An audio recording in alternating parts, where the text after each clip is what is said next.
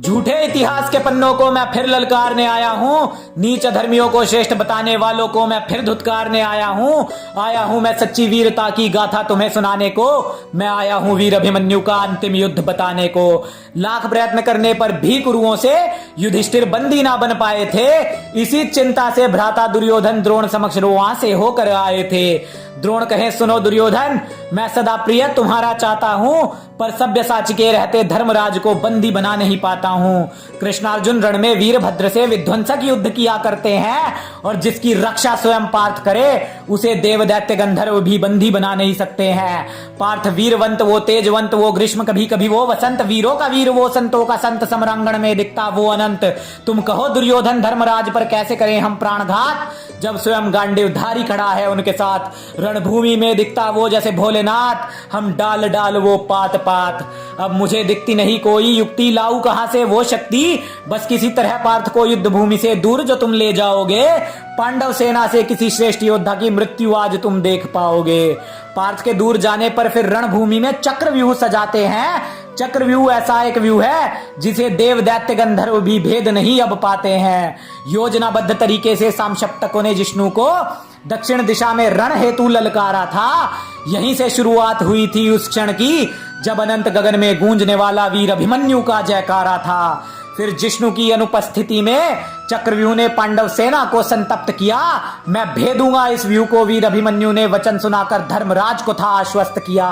अरे चक्रव्यूह के विध्वंस को चला अभिमन्यु जैसे कोई तूफान था। वृत्रासुर के वध को मानो स्वयं वज्र वेगवान था। जो भी सामने आया ध्वस्त हुआ। अभिमन्यु पावक सूझ रहा था जी, सभी को खदेड़ कर आगे बढ़ा मानो भेड़ियों से सिंह का शावक जूझ रहा था जी। अरे हाथ रौद्र धनुष विराजमान था, योद्धा अद्भुत और महान था। चक्रव्यूह में था लड़ रहा पार्थ पुत्र, वसुंधरा की शान था।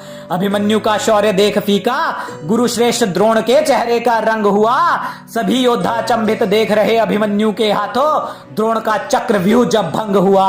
शूल पाणि सा शिव शंभु लगे, सौभद्र शेष नाग का दंश था मानो। शूल बन व्यू ध्वस्त करे अभिमन्यु, कुरुसेना का विध्वंस था मानो। पार्थ पुत्र समक्ष भैंसे कांप रहे, जो खुद को समझते शेर थे। अभिमन्यु ने जहां भी पांव धरा, शत्रुओं के मस्तक के धरा पर ढेर थे। अब सेना में प्रचंड तबाही देख अभिमन्यु से क्रोधित उसके तात थे।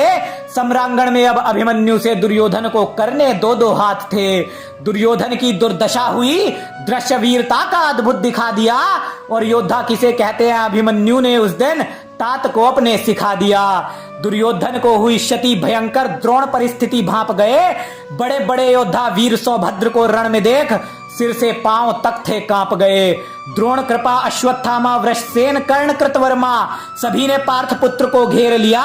शल्य भूरी भूरी श्रवा संग मिलकर घायल सुभद्रा का शेर किया।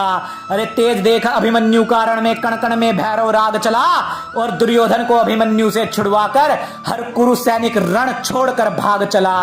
घुड़सवार थे डर कर भाग रहे, भैंसे कहीं हाथी कोई चिंगाड़ रहा। सीने पर बाण खाकर भी अभिमन्यु रणभूमि में वीरभद्र सा दहाड़ रहा। वीर अश्मक कुमार ने फिर रण में अभिमन्यु को ललकारा था। अभिमन्यु के 10 बाणों ने रथ ध्वस्त किया, और अश्मक पुत्र का शीश भी धड़ से उतारा था। महाबली शल्य ले सेना अभिमन्यु से भिड़ने को फिर आया था।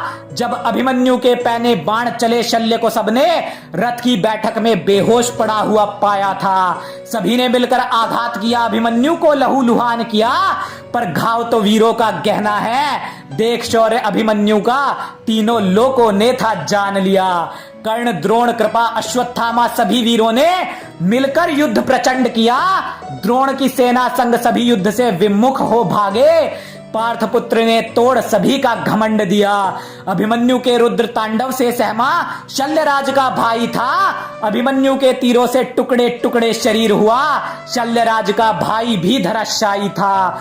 चीख पुकार रही सेनाएं, बड़े बड़े योद्धा तक थर्राए थे।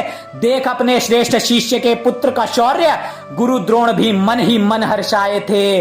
अरे द्रोण कहे इस श्रेष्ठ वीर का रण कौशल मैं देख देख हर्षाता हूं। इस जैसा कोई महायोद्धा ना मैं देख धरा पर पाता हूं। दुर्योधन कहे ये गुरु द्रोण उत्साह सदा शत्रु का बढ़ाते हैं। पार्थ के मोह के कारण ही ये वधना अभिमन्यु का कर पाते हैं। देख दुर्दशा कुरुसेना की दुशासन भी झल्लाया था। वध मैं करूंगा अभिमन्यु का, वो नीच दुर्बुद्धि चिल्लाया था। अरे दुर्योधन क्रुद्ध हुआ द्रोण पर, गुस्सा उसका फूट पड़ा और ज्येष्ठ की आज्ञा पाकर दुशासन अभिमन्यु पर था टूट पड़ा। अभिमन्यु के तीरों के आगे दुशासन की एक नहीं चल पाई थी। पीड़ा हुई शरीर छलनी हुआ, दुशासन को भी मूर्छा रणभूमि में आई थी।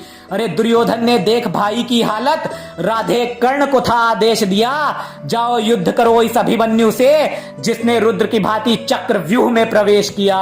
अरे प्रचंड वेग से बाण चले, वीरों में वीर दो लड़ बैठे। कर्ण अभिमन्यु सम्रांगण में गरजे, सूर्य और चंद्र मानो आपस में थे बिड़ बैठे।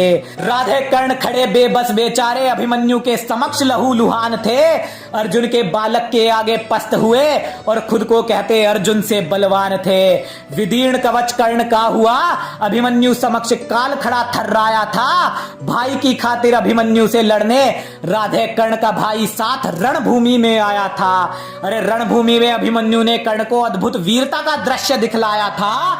धन्य हुआ कर्ण का भाई जो पार्थ पुत्र के हाथों वीर गति को पाया था। समस्त योद्धाओं से अकेला जूझता, अडिग वीर अभिमन्यु ना थका और श्रेष्ठ धनुर्धन होने की डींग मारता था जो पार्थ के छोटे से एक अंश से अपना भाई भी ना बचा सका। अपने समक्ष भाई का वध देखा, शोक अंगराज को उठाना पड़ा, पर अभिमन्यु का प्रचंड शौर्य देख कर्ण को रण से पीठ दिखाकर जाना पड़ा। पर अभिमन्यु का प्रचंड शौर्य देख कर्ण को रण से पीठ दिखाकर जाना पड़ा।